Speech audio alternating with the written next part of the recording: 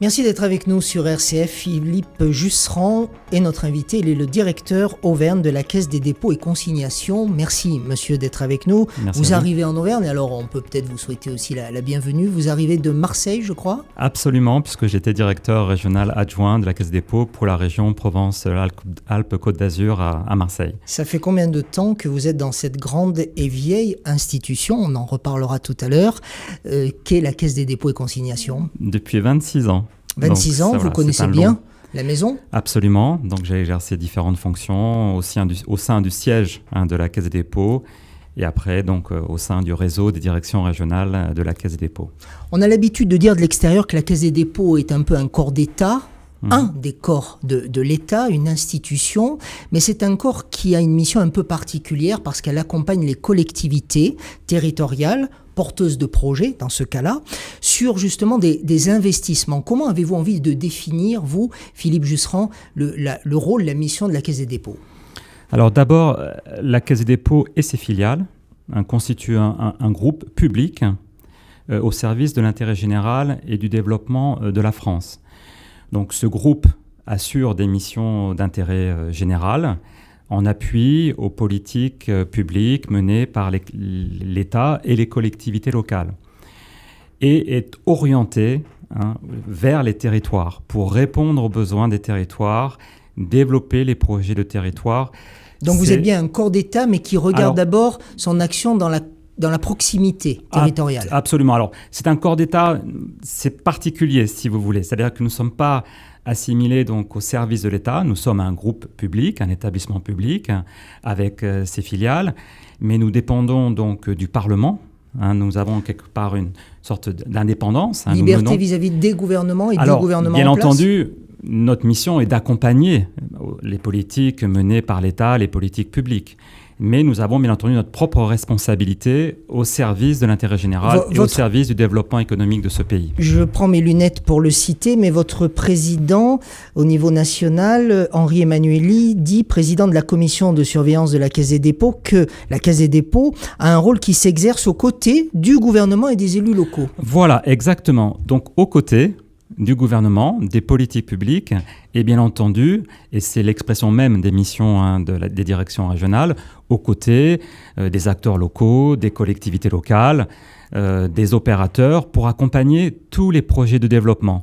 Henri Emmanuelli, si je peux juste préciser, Henri Emmanuelli est le président de la commission de surveillance, qui est l'instance donc de surveillance de la Caisse des dépôts et qui est qui est sous le contrôle en quelque sorte du Parlement. Mais nous avons un directeur général qui est nommé par le président de la République et qui a un mandat de 5 ans et qui est aujourd'hui Pierre-René Lemas. Au niveau des budgets, Philippe Jusserand, quel est le budget national de la Caisse des dépôts et celui qui nous intéresse, nous, en Auvergne, celui de la région Auvergne? Alors, on peut difficilement parler de budget, si vous voulez. C'est une enveloppe globale? Voilà, on a des enveloppes globales et puis surtout, on a des fonds divers qui nous permettent d'exercer nos différentes missions. Par exemple, nous avons la direction des fonds d'épargne qui gère l'épargne réglementée des Français. C'est d'ailleurs une de vos dotations, ça. Absolument, c'est un mandat donc confié par l'État, c'est-à-dire de centraliser cette épargne réglementée au sein de la Caisse des dépôts, de veiller à sa sécurité et de transformer cette épargne réglementée en prêt à long terme pour financer le logement social, la politique de la ville et les projets d'investissement. Prêt aux collectivités? Absolument, des collectivités locales.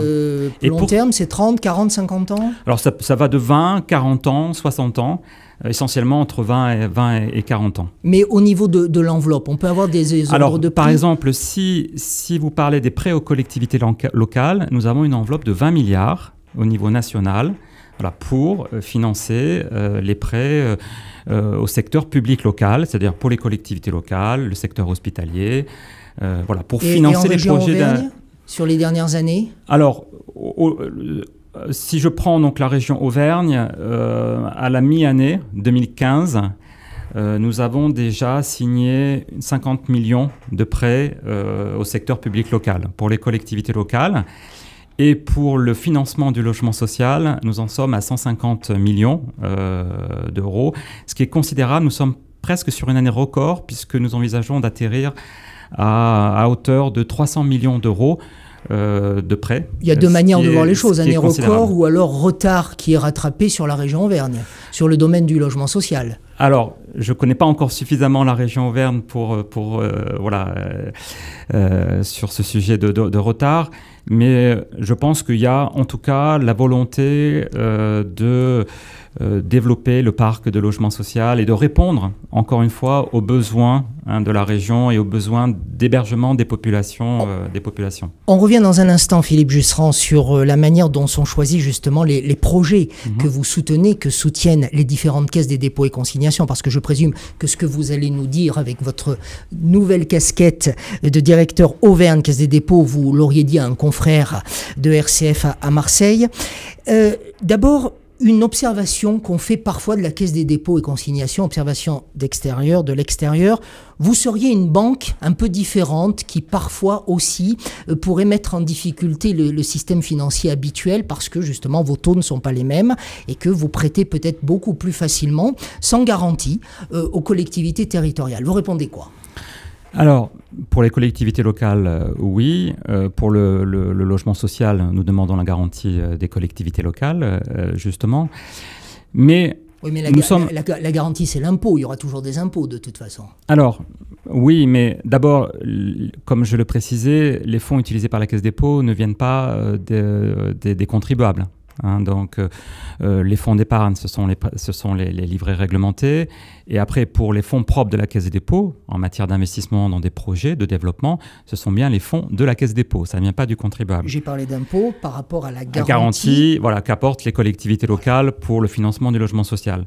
Mais ce que je souhaiterais préciser, c'est que par rapport à votre question concernant les autres établissements bancaires, cette forme de concurrence indirecte avec une concurrence, je dirais, plutôt complémentaire, puisque nous sommes vraiment sur des missions d'intérêt général.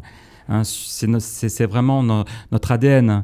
Donc nous finançons les projets concernant le financement des logements sociaux, la politique de la ville, et nous accompagnons les projets des collectivités locales pour des projets d'investissement et de développement des territoires, mais en complément des autres établissements financiers.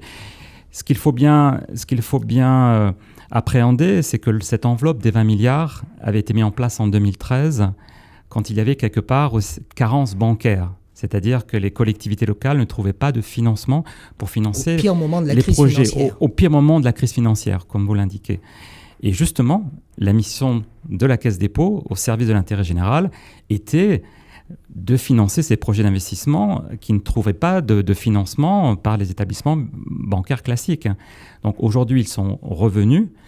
Mais bien entendu, nous continuons. Vous êtes en train de nous dire subtilement, monsieur le directeur régional, qu'heureusement que la Caisse des dépôts était là ? En 2013, oui, très clairement, il y avait des projets d'investissement des collectivités locales qui ne trouvaient pas de financement bancaire. D'où la mise en place de cette enveloppe de 20 milliards. Et d'ailleurs, ce que je peux rajouter, toujours au service de l'intérêt général, c'est que dans cette enveloppe de 20 milliards, il y a 5 milliards qui sont consacrés à des projets ayant un volet transition écologique et énergétique. Le prêt croissance verte, qui est un taux encore plus bas. Transition énergétique oblige. Voilà, livret A plus 0,75. Justement, on va parler de la manière dont vous et vos équipes actez le financement ou l'aide au financement d'un projet. Je suis le maire d'une collectivité territoriale, j'ai un projet qui ne s'inscrit pas forcément dans les directives nationales ou par exemple un projet qui n'a rien à voir avec la transition énergétique. Est-ce que vous allez quand même vous intéresser à mon projet ou en tant que représentant d'une collectivité territoriale, je dois forcément coller à la volonté du gouvernement? Alors d'abord, nous interviendrons selon nos propres critères d'intervention, Caisse des dépôts. Ces critères d'intervention, c'est toujours au service du développement économique des territoires et de la création d'emplois. Pour viser donc à la... Mon projet doit être au service de mon territoire donc, et avoir des créations forcément, voilà, et qu'il soit bénéfique pour ce territoire. Mais normalement, ce sont ces projets-là qui sont portés par les collectivités locales, bien entendu. Et que ça rentre après, la Caisse des dépôts peut répondre selon ces différentes modalités d'intervention. C'est-à-dire que nous pouvons proposer soit des financements, le prêt que nous avons évoqué, soit nous pouvons intervenir en fonds propres, en participation pour créer un capital, une société de projet qui va porter un projet. Dans le cas d'une société d'économie mixte, par exemple? Pas dans le cas d'une société d'économie mixte, puisque ici en Auvergne, nous sommes présents dans 8 sociétés d'économie mixte, avec les collectivités locales, bien entendu. Mais nous pouvons aussi créer une société de projet avec des partenaires publics, privés, pour mener à bien des projets où la Caisse des dépôts investira en fonds propres. De cette société ou progressivement vous vous désengagerez? Alors là aussi, au service de l'intérêt général, nous resterons le temps nécessaire pour que le projet soit lancé, démarre, soit viable. Et après, nous examinerons une sortie, bien entendu. Une sortie non pas pour sortir, c'est simplement pour pouvoir récupérer en termes d'autofinancement des fonds propres, pour investir vers d'autres projets. Mais dit autrement, Philippe Justran, est-ce que vous acceptez cette remarque de ma part? À un moment donné, vous faites de la politique aussi et vous allez dire oui à un projet ou non à un projet et du coup, quelque part, le sort d'un territoire est scellé? Alors, notre réponse ne dépendra pas de l'aspect politique. Nous, ça sera l'aspect économique. Donc vraiment, on regardera si le projet d'abord sert ce territoire et rentre bien dans les priorités de la Caisse des dépôts, que la transition démographique, la transition territoriale, la transition numérique, la transition énergétique et écologique. Ça, c'est ces transitions que nous souhaitons accompagner au service des citoyens, mais aussi pour les territoires. Mais vous pouvez dire non à un moment donné. On pourra dire non si le projet n'est pas pertinent, s'il n'est pas viable économiquement. Mais vous ne diriez pas non eu égard à la couleur politique d'une municipalité. Donc la Caisse des dépôts, absolument pas. D'un conseil général départemental. Peu importe la collectivité ou le périmètre, absolument pas. Donc sur la décision, la Caisse des dépôts est totalement neutre dans ces interventions et ne sert que l'intérêt général. Nous allons avancer dans notre conversation avec vous, Philippe Justran. Je rappelle aux auditeurs et internautes, vous êtes le directeur Auvergne de la Caisse des dépôts et consignations. En 2016, cette grande maison que vous connaissez depuis 26 ans, nous avez-vous dit tout à l'heure, eh bien cette grande et noble dame aura 200 ans. 200 ans de vie, 200 ans d'évolution. Vous, les directeurs régionaux, comment voyez-vous l'évolution de votre caisse ou des caisses que vous représentez sur le territoire français, depuis 30 ans? Comment vous les voyez, vous, ces évolutions? Mais c'est une évolution où la Caisse des dépôts a élargi ses périmètres d'intervention. Le numérique, par exemple, l'énergétique. Voilà, comme je l'indiquais. Il y a 30 ans, on ne parlait pas de ça. Exactement. La Caisse des dépôts se doit d'accompagner, toujours au service de l'intérêt général, les transformations de notre société. Donc, accompagner les transitions. Nous en avons donc, nous, défini 4, que j'ai déjà évoquées. Transition territoriale, bien entendu, pour accompagner les acteurs, les collectivités locales dans tous les projets de développement. La transition écologique énergétique. Nous sommes dans la phase de préparation de la COP21. La Caisse des dépôts se mobilise par rapport à cet événement. La transition donc numérique, vous l'avez évoqué, pour accompagner cette évolution majeure pour l'avenir, en tout cas, du pays des territoires. Et puis pour accompagner aussi la transition démographique. On est en train d'évoluer, accompagner par exemple les populations spécifiques. Donc s'il y a une nouveauté sociétale arrivée, d'ici 10 ans, vous seriez, vous, dans cette logique de l'accompagner? Absolument. On ne sait pas forcément quel sera précisément l'avenir. Mais la Caisse des dépôts, au service de notre pays, doit accompagner ces transitions. On l'a toujours fait tout au long de la vie de la Caisse des dépôts, à travers ces 200 ans. C'est ça, je vous ai posé la question sur les, disons, 30 dernières années, mais quand on regarde l'historique et les livres et les rapports, comme j'ai celui de 2014, mais si on regardait le premier rapport de la Caisse des dépôts et consignations, il y a 200 ans, on verrait cette évolution sociétale, en fait. Absolument. Et accompagner les grands projets de la France. On a accompagné les grandes infrastructures de transport, on a accompagné les grandes phases de construction de logements. On a accompagné des grands projets de développement du territoire. Voilà, c'est ça. Les autoroutes du Massif central, c'est vous? Alors, en partie, mais ça fait partie justement des objets que la Caisse des dépôts peut accompagner. Monsieur le directeur régional, vous avez vu la transition, je parle Massif central, il faut que je vous parle en quelques secondes de la grande région Rhône-Alpes-Auvergne ou Auvergne-Rhône-Alpes, on ne sait pas encore comment elle s'appellera. Est-ce que votre poste est en danger? Alors, je serais désolé pour vous que vous soyez obligé d'aller au Pôle emploi, mais plaisanterie mise à part, est-ce que votre poste de directeur régional est en danger? Donc la Caisse des dépôts Auvergne. Non, et plus que moi, ce qu'il faut, et c'est ce que je peux confirmer aujourd'hui, c'est que la Caisse des Dépôts va maintenir les implantations. En Auvergne? En Auvergne. Elle travaillera avec celle de Rhône-Alpes? Elle travaillera forcément avec celle de Rhône-Alpes. Et aujourd'hui, justement, nous sommes en phase de réflexion de travail pour définir ces synergies. Mais il n'y aura pas une prédominance de Rhône-Alpes sur Auvergne? On est en train d'y réfléchir. Je ne pense pas que ça soit en termes de prédominance. Il faut qu'on fonctionne en équilibre. Bien entendu, il y aura cette grande région, qui est quand même un atout, à mon sens, pour l'ensemble des territoires concernés.